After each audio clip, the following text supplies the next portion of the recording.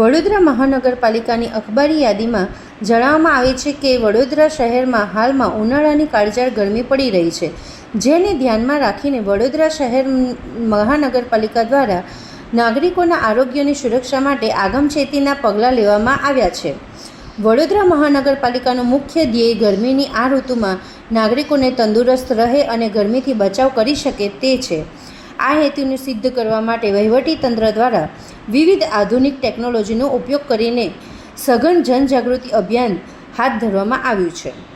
આ અભિયાન અંતર્ગત ગરમીમાં શું કરવું અને શું ન કરવું એ અંગેની માર્ગદર્શિકાનું વ્યાપક પ્રસારણ કરવામાં આવ્યું છે, જેમાં શહેરના મુખ્ય માર્ગો અને જાહેર સ્થળોએ લગાવેલા 70 જેટલા LED બોર્ડ પર સતત માહિતી પ્રદર્શિત કરવામાં આવી રહી છે. આ ઉપરાંત શહેરમાં 44 જેટલી પબ્લિક એડ્રેસ સિસ્ટમ દ્વારા અનાઉન્સમેન્ટ કરીને નાગરિકોને એલર્ટ કરવામાં આવી રહ્યા છે. વધુમાં ટેકનોલોજીનો મહત્તમ ઉપયોગ કરી 7 લાખથી વધુ SMS દ્વારા નાગરિકોને ગરમીથી બચાવવાના ઉપાયો અંગે માહિતગાર કરવામાં આવ્યા છે.